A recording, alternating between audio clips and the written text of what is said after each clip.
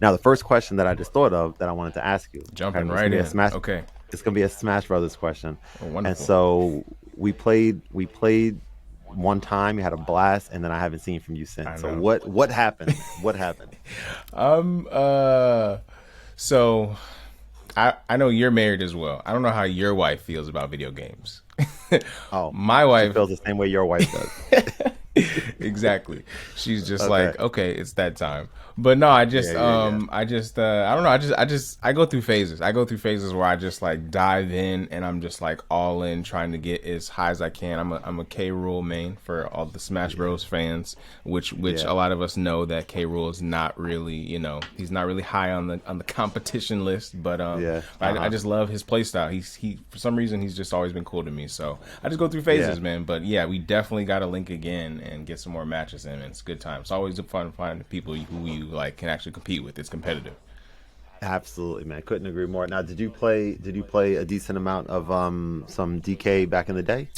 Um, no. So the funny thing is, I actually didn't really get into Smash Bros like that until Brawl, until the Wii came out, and then Okay. when I was at school in Columbia, downtown Chicago.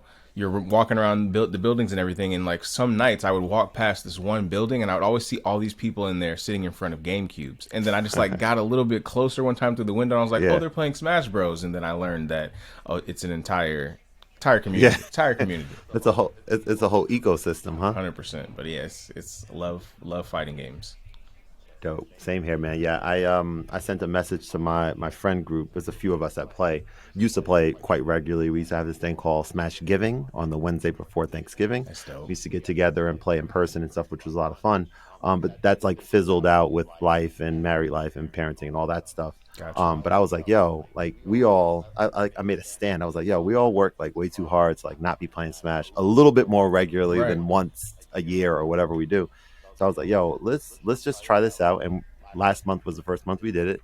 I said, yo, first Fridays of the month we're gonna alternate, like I think between three of us, like alternate locations, but we're gonna like have a get together where we're gonna hang out for a few hours and play Smash Brothers. Dope. Have it on the calendar. Maybe you can't make them all, that's fine, but like at least you only need one or two other people, and really only need one person. If you rock him with just one person, like it's all good kind of thing. Yeah. So it went well last time, except one of my friend's car got towed because he parked in a handicap spot.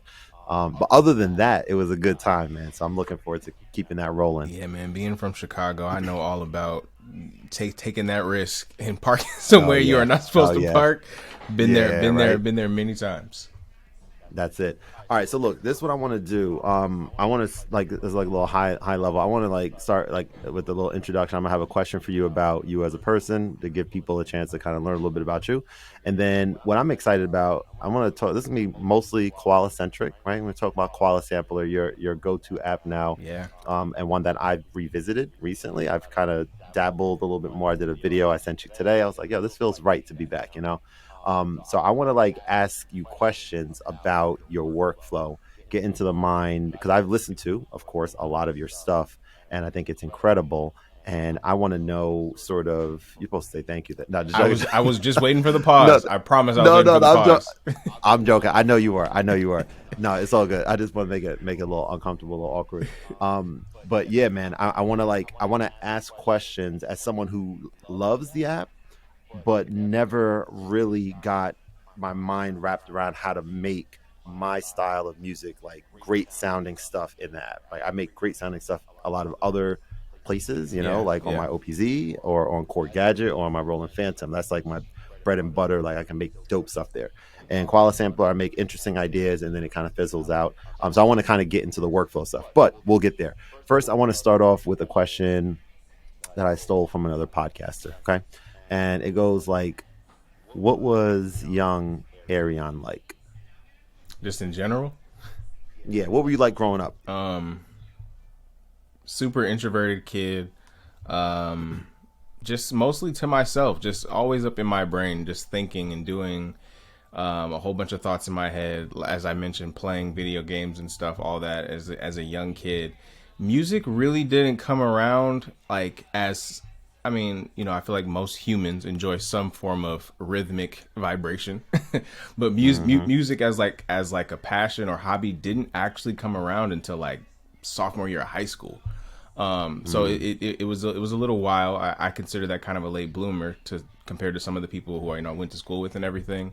But I was Mm-hmm. just always to myself. I was just a quiet kid who just loved to hang out with his friends and watch cartoons and stuff. But yeah, once I started getting into music, I just feel like it opened up a whole new world. I started my first instrument was guitar, and there was a teacher at my high school who I'm gonna try to keep this story as short as possible. Um, I had my mom had bought me a guitar for Christmas. I had asked for it at this point, and didn't know how to tune it, didn't know how to do anything with it. So I took it to school, asked one teacher, she didn't really know what to do with it, but this other teacher saw. He was like, "Hey, let me see that." He tunes it. He's like, "Yeah, you should come to the guitar class after school." He just taught a guitar group of students after school, like Mm. for free, Yeah. just on his own. And so like once I Yeah. started Yeah. doing that, and he started to explain like music theory, the basics of that type of stuff. That just took off. Mm-hmm. That was the start. That was the genesis, and then from there, so guitar being first, and then you kind of obviously got introduced to other ways of making music. You play the keys as well, Yep, or yep, a you little bit do, of right? keys. Okay, a Yes, yes, indeed. little bit of keys, just a little sprinkling, little bit there. Okay, yeah. Okay, and then let's kind of jump ahead a little bit. Let's jump ahead to let's just get right into it, man. Let's just talk about koala. We're gonna get right That's into what the they mix. want. All right, That's what they want. what everyone's here to see. Yes, yes. We want to like I mentioned earlier. I want to like just kind of walk through your process a little bit, and I want to start off. I think you even answered a little bit of this on Henny's call or Henny's Zoom a while ago, like at a high level, but we kept it just that. Um, so you launched the app. What do you do once you first launch an app? Like tonight, you're gonna start making some music. What's the workflow look like for you? Um, well, what I've been doing a lot recently and in general, but a lot more recently is I kind of Koala is a sampler. It's in the name. That's one of the most inherent things about it. So I've just kind of started treating, which I already did, but I've just been treating everything that I hear as a potential sample from this point. So Hmm. whenever I'm scrolling Instagram, anything catches my eye, I'm saving it, I'm saving it, I'm saving it. So when I open up Wow. Koala, I'll just go into my bag of stuff that I'm like, oh, this was cool. Just pick something out of there, and then bring something in. Try to, if it's a loop, we'll start with a loop. If it's just a weird sound, we'll kind of start with that sound. Mm-hmm. But yeah, so I just kind of try to keep my library growing of things and kind of like starting points. And sometimes I Mm-hmm. like to go really straightforward. Sometimes I'll go with something that's just really weird that doesn't make any sense, and just try to Mm-hmm. keep my own brain guessing. So that's usually where I start. Mm-hmm.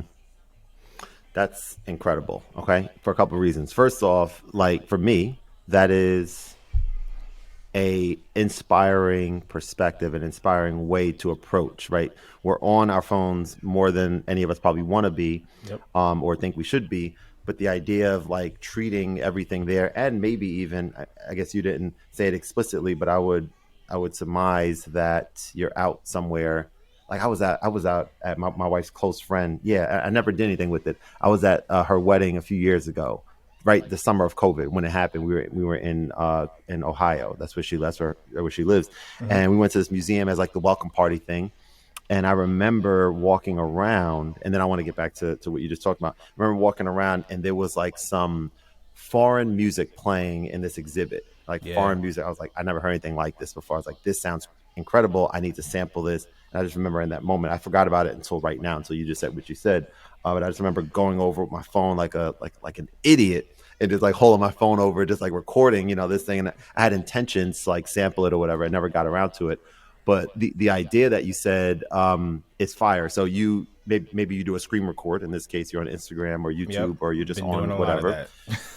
screen recording, right? And Yes. then what? You have like a folder in your Photos app of these different sounds, or you just have them strewn about. It's Just not a folder. It's really bad because I love the idea of file organization. it's a great Hmm. idea, but as Yeah, far as on practice, paper. as on paper, Yeah. it's great, but in practice, I just never can find the time to really be like when it comes to okay, so I kind of do two. It's two pronged. So when it comes to like I would call them bigger samples if it's coming from like an actual song or something like that. Those are kind of just Yeah. strewn about. But we'll talk about Yeah. this more, I'm sure, in a second as well. But once I get this sample or starting point in, at some point I'm usually going to add some other form of instrumentation to kind of complement that sample, whether it be drums, a bass sound, or whatever. So when it comes to my drums, that I do have a little bit more organization with because the way Mm. that Koala works, when you go to in that bottom right corner to add in samples, you can literally tell it Hmm. to draw from a file in your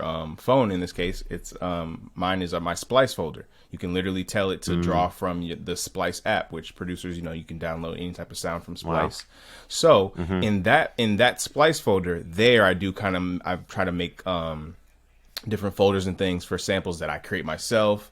Um, Hmm. a lot of what I do, and I don't want to talk too much. I want you to be able to ask the questions. But a lot of what I do Hmm. is I'll start an idea, get it going, come up with a loop or something like that, and then I'm just resampling it. I'm just saving that and throwing it in my samples folder as well. Maybe to use in another Mm. project, maybe to Wow. expand on something in the same project I started in. So it's a lot. Hmm.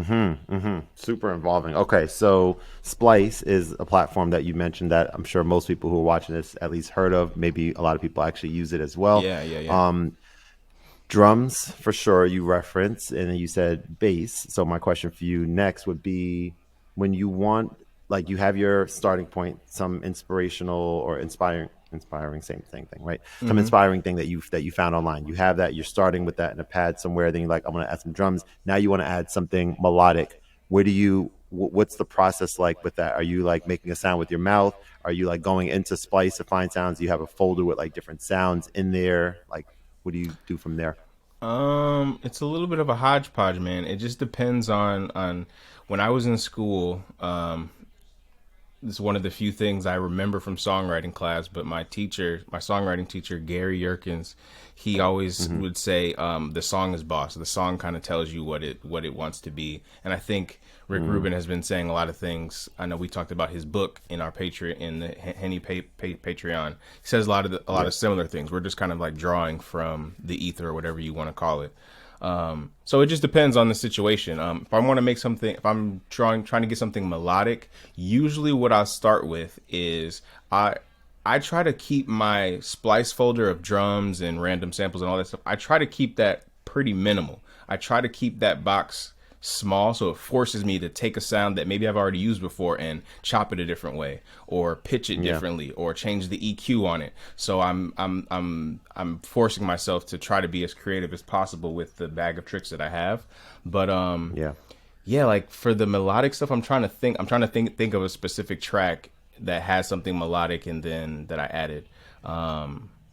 Yeah, it's kind of a combination of different things. I'll also just like Yeah. sample in guitar sometimes and just do that. So Hmm. I wish I had planned a little bit more and thought of if there was a way that I could like demo something. But I don't know if I'm there yet. I'm sure we'll do another interview and we All can good. definitely do that. Exactly. That's round two. We'll do that for round two. No worries. No Yes. worries at all. I've said that a lot of times to people during these conversations. I'm like, yo, I got to we got to do it again. And I started recently. Who did I have? Oh, well, obviously Mark. Mark is a person who I don't know if I explicitly said it at the end of our first interview. I think I definitely felt it that at a certain point it'll be nice to have him on again. So I'll say it here early on. Like, of course, like now that I'm getting more into doing these again, I took a little break doing other stuff, all that, and now I'm like feeling more inspired. I got the second camera here, which I'm excited to do the Yeah, yeah, editing yeah. finally to like make it look a little bit different and stuff. Matter of fact, I'm gonna go ahead and even move this like somewhere else, like switch it up for like the second half. You know what I'm saying? Bam, there Nice. it is. Okay, Keep them on their so toes. that's it exactly. Now I'm looking over here. If I think to edit, like boom, I'm talking right here. Now that type of thing. Okay, so what'd you think about that post that I tagged you in today? That feature? Do you see yourself using it? The mic effects? I did. It's one of the best things about Koala. The funniest thing about that type of stuff is it's weird. It's like producers, creatives, artists, all that type of stuff.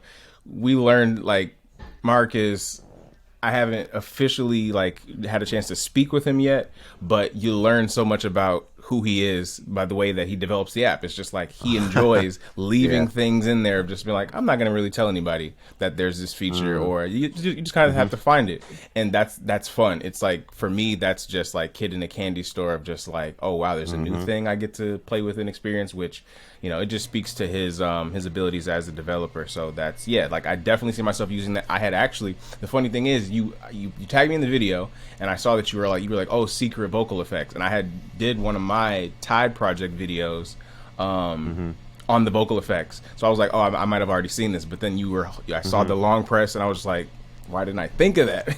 But yeah, it's dope. Right. Don't feel bad because I didn't either. Mark mentioned it in the interview. I think as I was like rewatching it, or maybe when I was editing it, I'm just sitting there like staring at him do. I'm like, oh my god, you know what I'm saying? Like now I can actually put these things to use, especially that I don't think. Well, I don't. Actually, yeah, no, it's not in the clip that you saw because the clip was just a picture. Right? I think I just shared the thumbnail. I think, if I'm not mistaken. I think so. And then I went to the video. Yeah. To the video itself, right? So you see like that being able to do like the cutoff on the bass synth. I'm like, yo, come on, like this is exciting to me. Yeah, here, And he recently dropped the EQ feature, and then it wasn't until I saw a video from another Koala creator. I think he goes by Taki. It's like TVKII. Oh yeah. Okay. He posted it, and then he was like, "Oh yeah, you can change like you have these points on the EQ for you can EQ each sample, and you can like add or remove gain or whatever from that point. But if you double tap it and hold, oh boy, you can change the Q, so it's like a tighter bell of whatever you're." And I'm just like, wow, yeah, crazy. See, I definitely didn't know that either. So now you're talking like just being able to well, so this is the thing, right? Like for me, once I record a sound onto a pad, or whether it's through the mic or elsewhere, I have a sound there. I've always wanted to be able to make meaningful tweaks to that pad, to the sound that the pad produces. Yeah. And specifically, and I mentioned it to Mark on the interview, I was keen on. I love the performance effects so much. Like they're very fun to use, and a lot of them are like super inspiring and stuff. So like those types of effects, to be able to use them on a pad, I think I would put good use to that kind of thing. Yeah. However, I'm hesitating as I say it because I'm thinking about like the fact that the app itself, because it's so the UI is so clean and it's not like over the top with all of the things you could do, but of course, as we just mentioned, there's a lot of these hidden things that you could do. That I'm trying to like what's the word, lean into that more, right? And just use what's there rather than say, oh, I wish, because at the end of the day, Mark has a track record now. Mark, if you're listening, you have a track record of like coming through. Like I'll never forget. Like I don't know if you were using Koala when he dropped Samurai. I don't think you were, right? Because you're more recent to it. I don't think so. I think I downloaded it right after he had dropped that. Okay. The time stretch and warp, all that stuff, right? And like beat detect and all that. And so I was sitting in this very room, and maybe I was on the Instagram or Twitter or something, and I saw it, and it came out of nowhere. Like I was blindsided. I'm sure most of the community, maybe some beta testers, maybe didn't know. I had no idea he was even working on this, right? So I'm sitting in this room. I rushed through the door. My wife works right, adjacent to this room. She's sitting there working. I'm like, babe, I forget what I said. I said it in one of the interviews. I was like, yo, Mark just dropped time stretch on the Samurai app on Koala, like something that she would have no idea. She's like, what are you talking about? Like I said, I was so excited. She's like, what the hell are you talking? I'm glad you're excited, but I'm working out, and also what are you talking about? Right. But I say all that to say, like, dude, that, and then I know you've talked about it before, and I want you to talk a little bit about it now. The split stems feature. Yeah. Like, come on. So you've been using that. What are your thoughts on that? And like, how do you kind of go about utilizing that? Yeah, I use that a lot. Yeah, I really wish I could demo one of the tracks I just made. But yeah, I use that feature a lot. So I kind of have, it's an amazing feature. And the only thing that I would say I don't want to start off with a negative thing, but the thing that I would say is the only thing is it kind of depends on what your sound is. So when you're Mm-hmm. stripping these things apart, I don't know how the neural network works to actually make it happen, but based on the frequencies are being extracted or whatever, sometimes there can be tiny little transients and things like that. But I've also Yeah. found, depending on the track, they add to the track. Like I made a track that had Mm. a Beyonce sample in there that was like pitched down. So usually Mm-hmm. anytime you're like changing the pitch on a sample, you're gonna get transients and different little things anyway. So the sound Mm-hmm. of extracting the vocals from the track and then changing the pitch, I enjoyed it. But there may be other Mm-hmm. tracks where you're looking for something a little bit more clean, where maybe you don't want that as Mm-hmm. much. So it just depends. But as a feature in general, it's insane for being able to like what I did most recently was I had this sample of a gospel song and I split it into the different parts into bass, the vocals, what are the four main ones? It's bass, vocals, drums, and other. It's like split into those Mm-hmm. the way that you can Yeah. split it. And so what I did Yep. was I took the stripped bass and I used that under the main part. And then for like the flip section, the beat flip section, I use the Mm-hmm. vocals from the same track. So that kind of makes it a little Mm-hmm. bit more cohesive because that bass is happening under other instrumentation in the first half of this of the tune, and then you get the vocals where Mm-hmm. that came from, even though they're kind of tweaked and pitched, and it just adds cohesion to be able to strip things apart, but then also reintegrate them. It's just the possibilities are quite endless. So Mm-hmm. Yeah, dude, you're entirely right, and I think I'll try to articulate this as clear as I can. Like my workflow, I think the area that I was getting stuck on in Koala is doing traditional sampling, yeah, taking an oldies track, adding it somewhere, pitch shifting it, finding a dope part, finding a nice break, whatever. Like that stuff is super fun, and I'm pretty good at it, right? Like that's not my most experienced way of making music at all by far, right. but it's fun and it's inspiring, and I enjoy doing that.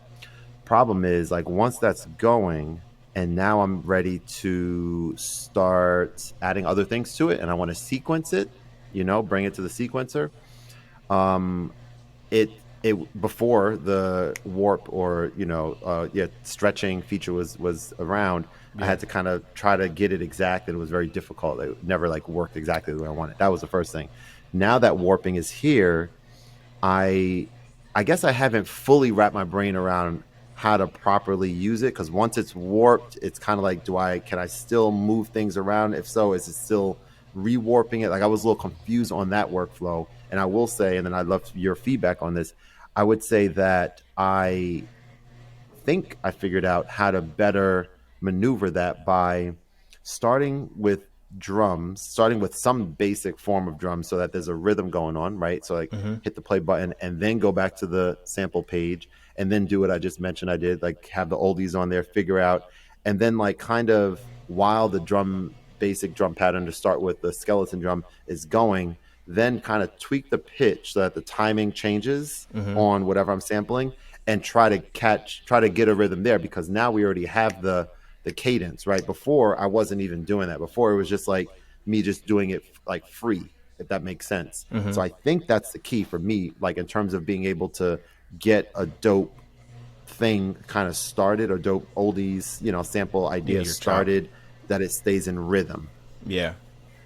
Yeah. Is that how you would approach it, or do you do what I mentioned? Do you kind of just take it free and then add it, and then sort of like, or do you use the warp time stretch feature sometimes as well?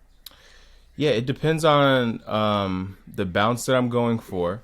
But usually, what I'll Mhm. do is if I'm sampling something that's already a song, whether it's a soul sample, something from a classic tune, or whatever, usually I'm just gonna try to get that to be stretched as close to possible to what it already was, and then I see. I'll go ahead and add tweaking and stuff. But that is a two things that is a testament to the great producers like Timbaland and stuff. I saw a breakdown of the what beat is it? I think it's the "We Need a Resolution," one of those Middle Eastern sample Mhm. songs that he's known for, and Mm. I don't think that he stretches, like specifically stretches all the samples. Somehow they know how to lock in the tempo, and then to get certain keys, they'll pitch it and the sample will be slower, but they just know how to make it line up time wise. But that's just a testament to their skills. Sometimes I try to do that. But yeah, as far as Yeah. as far as in Koala, that stretch feature, I will usually take a sample. I'm like, okay,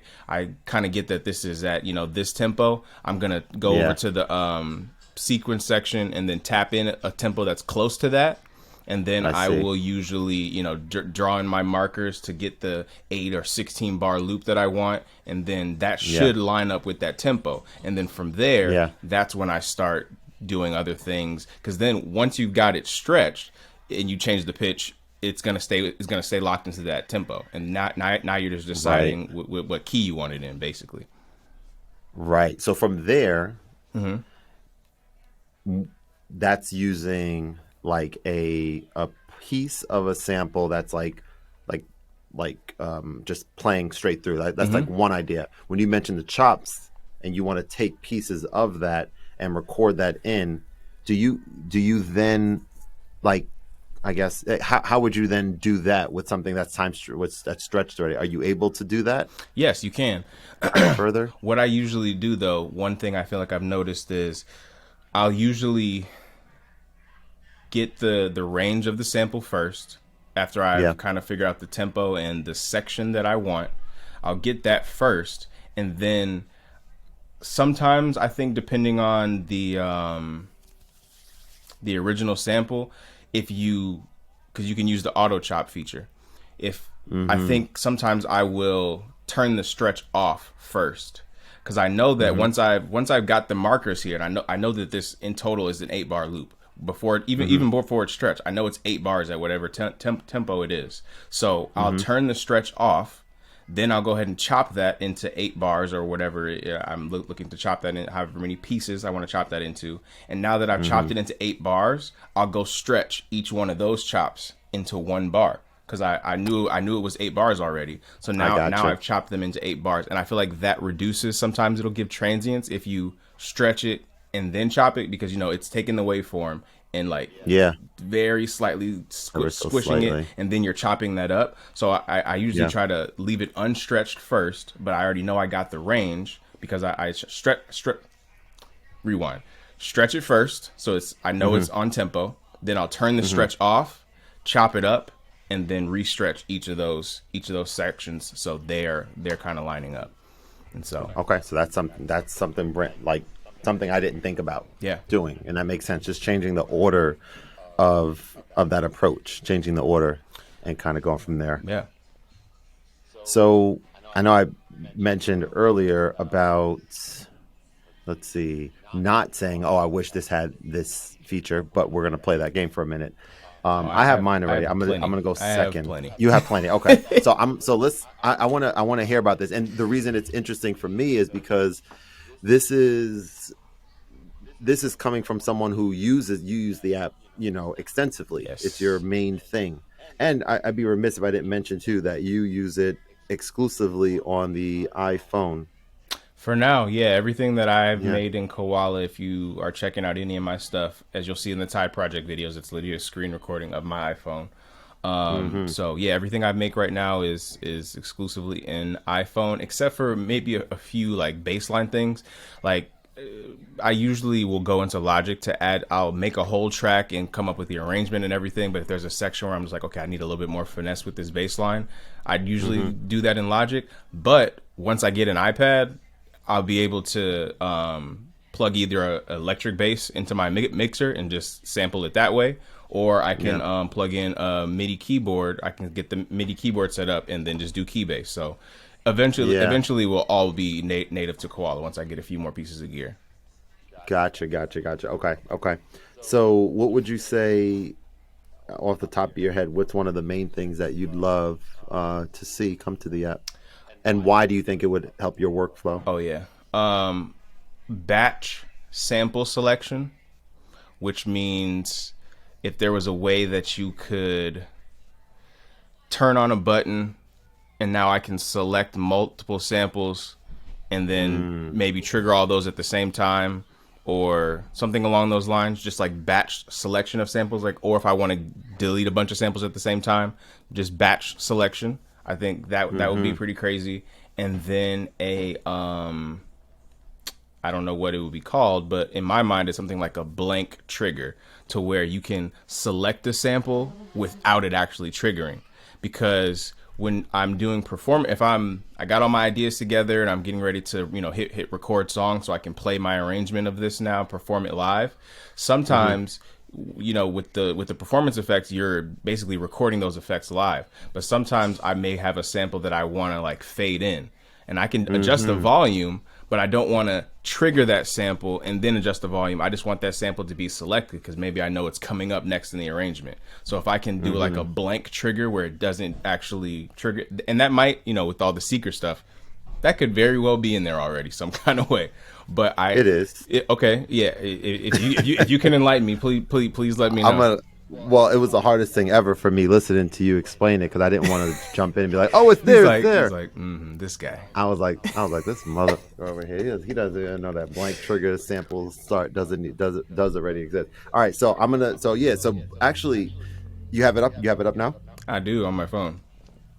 Yeah, yeah, yeah. So if you hold the edit button and then press a sample, it'll select it without triggering it. There it It's these is. long presses, man. It's these That's it, long man. presses. That's it. Okay. Now we're gonna be doing that on the entire app, like just everywhere. There's probably other things out there, and I'm gonna share another thing. Actually, as a matter of fact, yes, delete. You want to delete multiple samples in one shot? Allow me to enlighten you, young grasshopper. I'm gonna assume it's a long So press.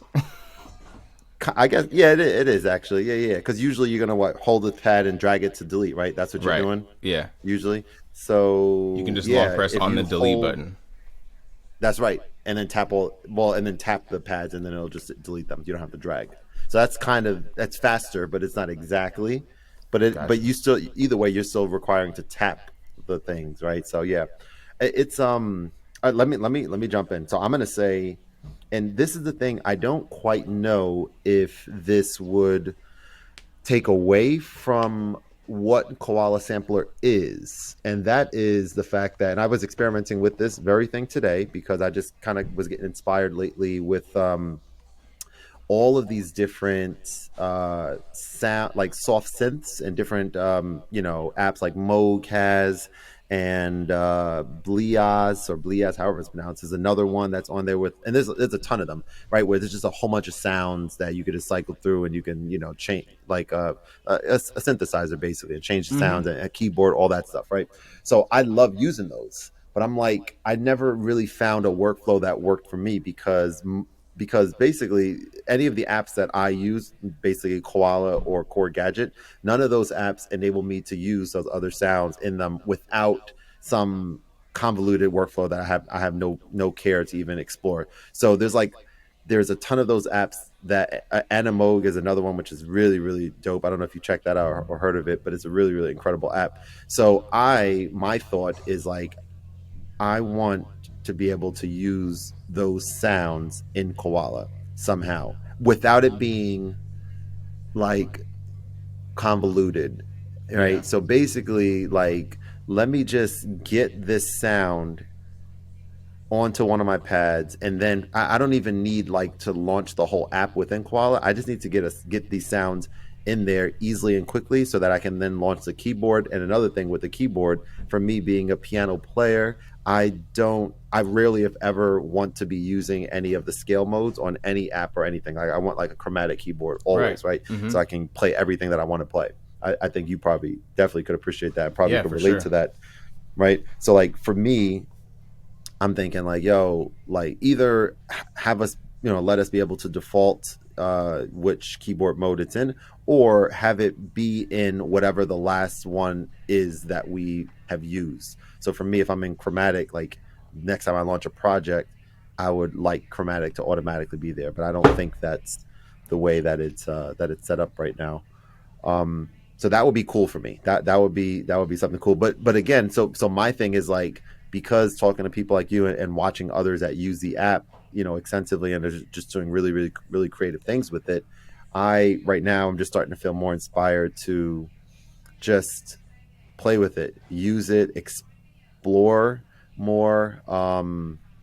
And yeah, just have fun with it. And like I mentioned in the chat, from a content perspective, you and I are both doing content now, right? Yeah. So the idea for me was like just not even a realization, because I've had this thought before too, but just like a sense of clarity, which is a realization. So yes, a realization of like making more of these types of videos, because I know they're going to do well for the channel. I know that having a channel that's growing and thriving and making stuff that people enjoy and are inspired and educated by, this is the bread and butter. And for me, it's kind of like I think I drop too many videos on my channel that I want to make, and that I know that many people aren't gonna care to watch. Most people Mm. aren't gonna care to watch it, and I know that in the back of my mind. But I'm like, I still want to make it. And on some, some in some case or some ways of looking at it, like that's fine, right? To make videos for yourself sometime, and you will have some people that still enjoy it, that are like super fans, all that stuff. But for me, it's just like, because time is of the essence now, in terms of like, hey, look, like we only have so many hours in the day. Things are getting a lot more busy for me now, Yep. especially on the tutoring front and everything. I'm just kind of thinking a little bit more intentionally, like make sure that the majority of the videos that I make on the channel are ones that are searchable for my community, and ones that I truly believe will perform well. Yeah. And that's the sort of light switch moment for me, as of maybe a week ago, that I'm kind of thinking through that lens. So I'm excited to have that clarity. Yeah, man, and I have to give you props again. I think I explained it to you after you left the comment, but a lot of the direction for these Tide Project videos that I've been doing came from your comment of just being like, hey, like, yeah, you should look into like short form, YouTube Shorts, which I uploaded some of them as YouTube Shorts, but Mm-hmm. just as soon as you said that, it just sparked exactly how, at least this season of the content, or this, first iteration of the Tide Project, it just kind of helped spark that. So really, really props and thanks to you for that. Because it's helped me kind of like visualize where I wanted to go. And we talked a little bit about it, or you gave me a suggestion in a voice note. The next step as well is now me kind of getting on camera as well, and Mm. making it a little bit more attractive. To right now, it's mostly just like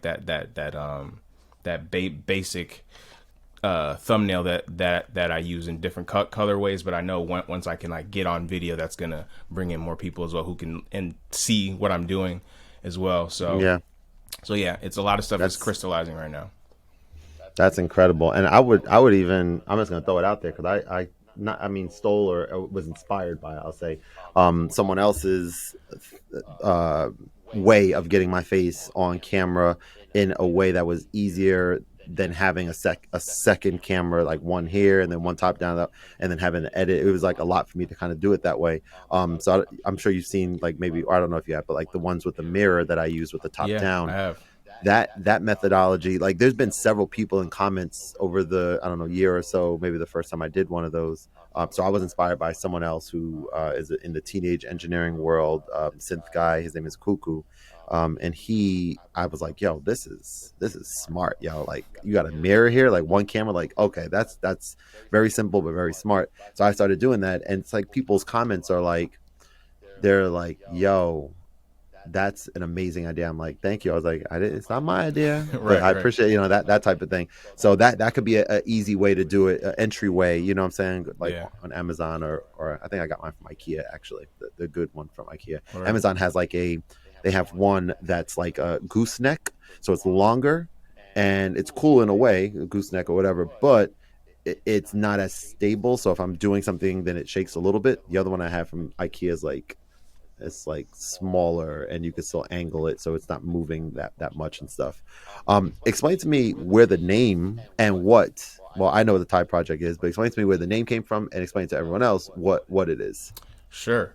So the Tide Project is well, my artist name is Airbender. And then that's kind of a play on Avatar: The Last Airbender, but literally sound is just, it's air moving in a wave. Mm-hmm. So the Tide Project, the tides in like the ocean are just little waves. And so like each individual tune or video that I make is each one of the tides. So they're all tides. But tide is also Sweet. an acronym. That's, I believe that's that, for some reason that word slipped my mind for a millisecond. It's an acronym. Yeah, yeah. And Uh-huh. so I was told that my spiritual gift is teaching.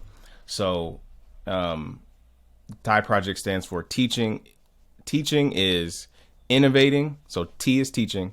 Teaching is innovating, demonstrating, and elevating.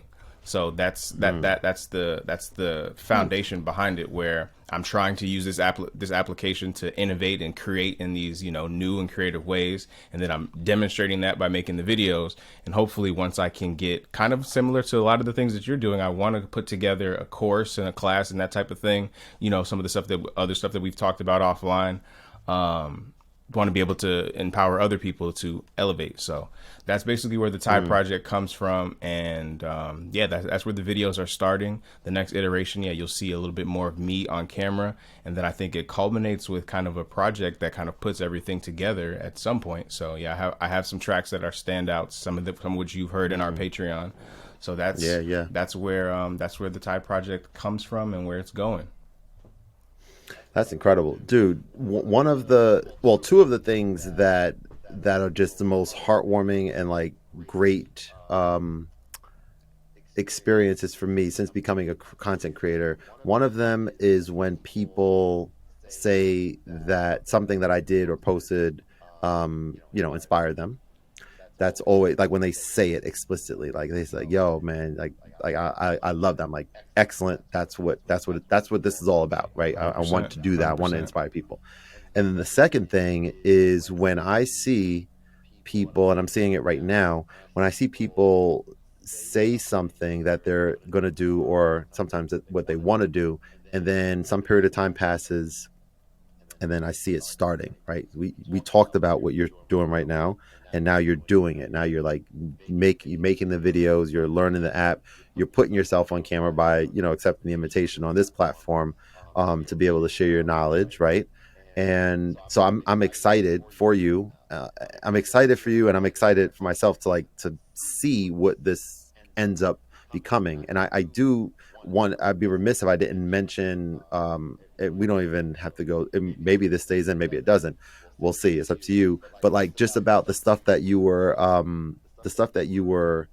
telling me about, like your plans, for Koala, and Yeah. how accessible the app is, and how you're daily, every day, you're getting more and more, knowledge about the app, how to use it. Obviously, the teaching aspect comes natural to you, your spiritual gift. I love the way you said that.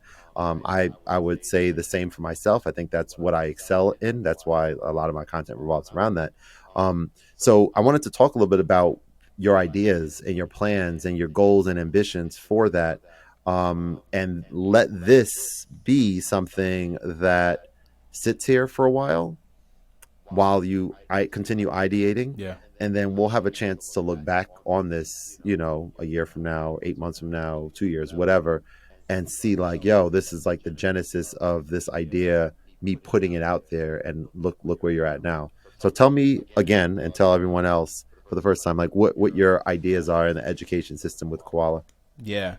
So, I heard about a particular. I guess that I think that's the only part that I'll keep. I don't think it really matters whatsoever, but I'll just keep that Hmm. part. I heard about a particular school system that was looking to add like a digital music curriculum to their, I don't know, to their overall curriculum. I guess they wanted to have a digital music section in there. Yeah. And so, when I heard about this, I was like, that's exactly what I do. That's exactly what I do. Yep. And so I had just kind of, I realized with this application, some of the stuff that I've been able to put together, just some of the feedback that I've been getting on the tunes that I've been making, and the burgeoning community of all the people that are already making content in this area. I was just able to see how I'm like, okay, I went to school for music.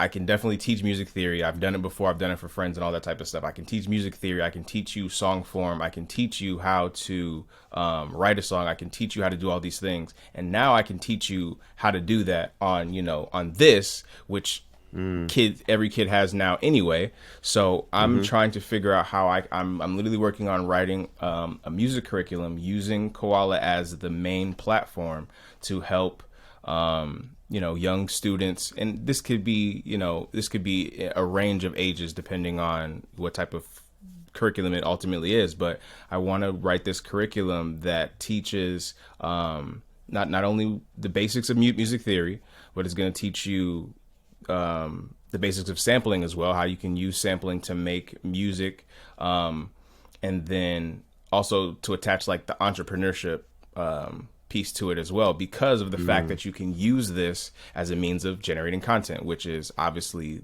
one of the biggest streams of income for millions and millions of people right now, is finding a platform, releasing their content.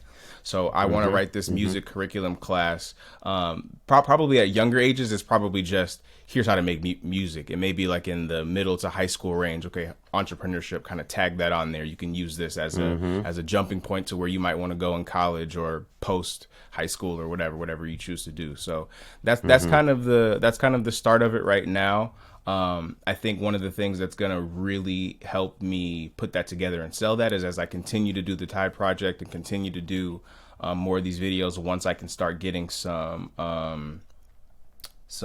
notable collaborations. I have some people in mind who I want to produce some things for, hoping to make that happen soon in the future. But once I can have some of those type of things under my belt as well, and these school boards or whoever can see that, oh wow, this is actually a thing where it's generating an income, you can create a career. They can see that. I think that's really where their idea came from. And that school system that I'm not mentioning, it's CPS, it's Chicago Public Schools. I think they had the idea. Someone there knows that this is a thing that's coming in the future, but I don't think that they know who should be teaching that or what that should look like. So I feel like that's why they're trying to find someone, but I feel like that's why it's taking as long as it appears to be taking. So even if it's not with CPS, that's why I mentioned it. Even if it's not with them, I'm gonna write the curriculum anyway. Even if it's my own thing, even if it's my own, similar to what you're doing with KMATs, whatever it is, I just see Koala as, and there's other mobile apps that are doing things along that have similar capabilities, I'll say, but there's just something about Koala for me that just makes sense. Yeah, that's where I'm at. So I love the idea, first of all, because it's forward thinking, right? I think what you mentioned about someone, there at CPS that is aware somehow, he or she is like, yeah, this is already burgeoning. It's already something kind of happening with this space. So we want to kind of get ahead of that. And I also love the sentiment about writing the curriculum is going to be a required step, whether this is something that lands at CPS or a different school, or this is something that you are now the entrepreneur route, right? Right. This is like, hey, this is actually mine now, right? And like, however you frame that up, whether it's, you could market it to different schools, after school program, et cetera, et cetera. Right. Exactly. The options are really endless with that. So I love that, and I love the accessibility aspect that you mentioned as well. And I knowing Marek pretty well, I guess, not I guess, knowing him pretty well, and knowing that he's already done some types of like he's interested in the education front, in conversation that we've had already. Yeah. I think that is a slam dunk of an idea. So and you're already making it happen, right? You're already starting the process. So you're starting the curriculum It's now. gonna happen one way or another. Yeah, yeah, right, Yeah. dude. I'm excited for you, man. I'm excited. So let me ask you just a couple of just fun questions, and we're gonna wrap For up. sure. So first one is, name a show and a movie that you love. Show. There's a lot.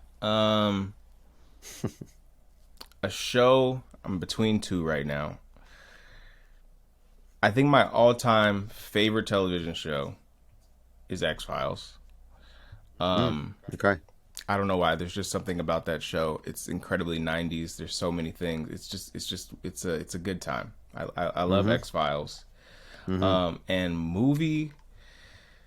I don't know. I'm not trying to be cool or anything, but I mean, I guess my favorite movie of all time is The Matrix. So Mm-hmm. clearly I'm a sci-fi person. Mm-hmm. Sure, But sure. yeah, I love those. Awesome.